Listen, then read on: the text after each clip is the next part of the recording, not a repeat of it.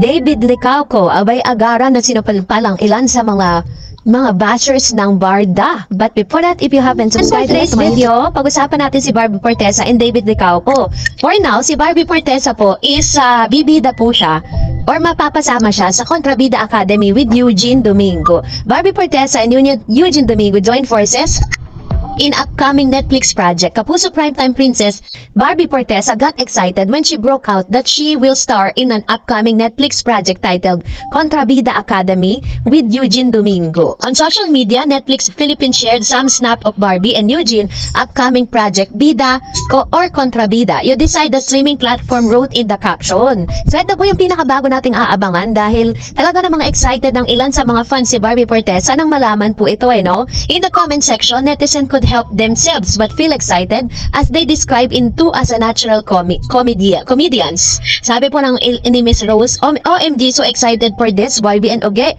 Nice, excited for this, excited. Grabe mga racket ni Barbie, deserve na deserve. Wait a minute, nakakalok, a mixed emotion at ang mapapanood ko. Yung tipong gusto mong tumawa na maiinis na maiiyak na ewan. Diyos ko, abangan na lang natin guys. And sabi pa niya no, si Eugene and Domingo and Deal with Barbie, parehong best actress nagsama. Iba to. Kailan release date? Buksaan ng mahuhusay.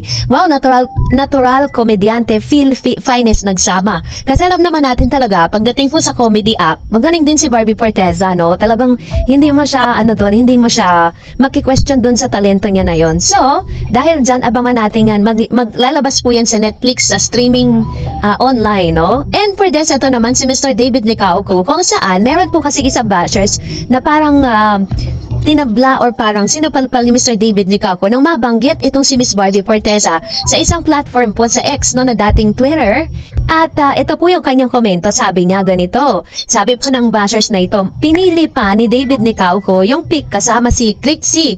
Pwede namang isama niya si Bea Alonzo pero hindi. Alam na si Trixie ang bet niya at hindi si Deal with Barbie. Kaya nga mga Barda, mali kayo sa akala nyo. Tignan mo second pick, nakatingin si David kay Trixie. Yan.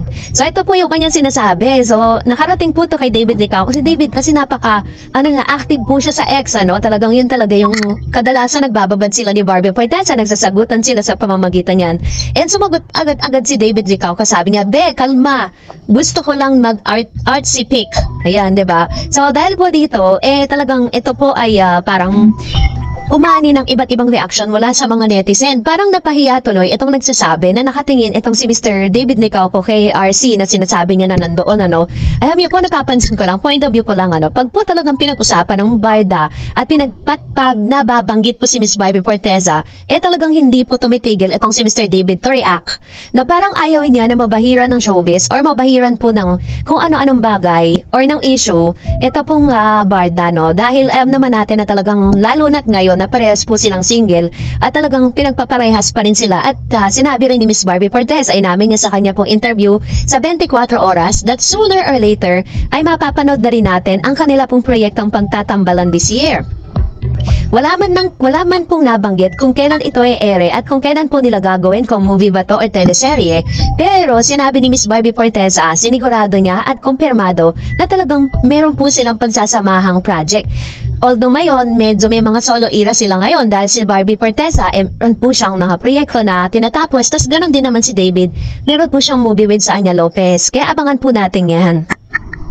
At ngayon naman, magbasa tayo ng ilan sa mga reaction at komento po ninyo patungkol naman sa ating latest updates, Dahil talaga naman dami nagre-react dito po sa comment section pag pinag-usapan talaga si Barbie at si David Licauco. Anayin po natin ang komento mula kay Mr. Reynaldo Hadlock. Sabi niya, huwag naman sanang bubuwagin ng Barda kasi siguradong maraming malungkot at manghihinayang sa napakagandang chemistry ng love team ng dalawa.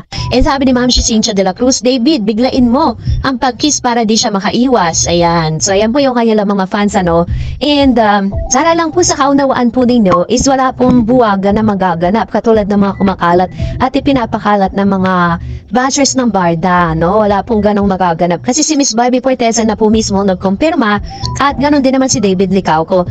Meron lang talagang kailangan na patunayan, na yung mga ibang mga proyekto, katulad po si Barbie, pinartner siya sa isang Korean actor. Tapos naman si Mr. David naman, Kisanya. And sabi ni guest person, mas bagay ang Barda kaysa sa Jack P. Para silang Korean love team, couple pair, pareho silang singkit kaya bagay na bagay. And sabi ni si Reynaldo, parang Korean love team ang Barda, ang cute nila at super bagay talaga sila. Yan, ito naman yung kanila mga observation dito po kay Miss Barbie Fortesa and David Licauco. So alam niyo po, pag tinignan niyo naman talaga yung kanilang love team, talagang ano yan hindi naman talaga, originally, hindi naman talaga sila talaga magka-love team. Kaso nakitaan lang talaga sila ng chemistry. Kaya dahil po dun sa teleseryeng Maria Clara at Ibarra, so dun po nagsimula lahat. Sabi ni Miss Gloria Manalo, ang lakas ng rating. Sakali tuloy ang plano. And sabi ni Miss Alma Maming, Team Barda, yehe. Sino ba, if you remember, is meron pong pinaplano ang GMA na ipasok si Barbie Fortesa and David Licauco sa loob po ng bahay ni Kuya kasi sa collaboration po ng ABS at ng GMA, magaganap po yun. And sabi ni Sir Richard, mag-trending talaga yan, Barda, good choice. And Gina Lumboy, gusto ko yan, magkaroon sila ng time minsan pag-usapan ng pagligaw ni David kay Barbie. Yan, ito naman yung kanyang komento with regards to this. And I know na mas marami tayong madidiscover kapag po talagang napasok sila sa reality show, yung kanila mga araw-araw daily routine, diba? Yun po yan Sabi ni Miss Edith de Guzman, okay yan, sige lang, para mapag-usapan nila yung real na wedding nila. Meron na bang ganun? And sabi ni Miss Marian, wow, babantayan ko kailan ang umpisa nila magpunta sa bahay ni Kuya. And so this ano po yan if I'm not mistaken, this Feb or mid mga summer, ganon. Kasi talagang pinagpaplanuhan ng maigi yan, diba? Bago po sila magpapasok ng mga housemates sa PBB house, sobrang dami po nilang kailangang pag-isipan kung ano yung mga challenges, diba? Araw-araw. So, salamat po sa inyong mga komento, and that's it for today. For more videos and updates, please don't forget to like and subscribe. And please don't forget to follow my Facebook page, Dar Eds TV. God bless everyone!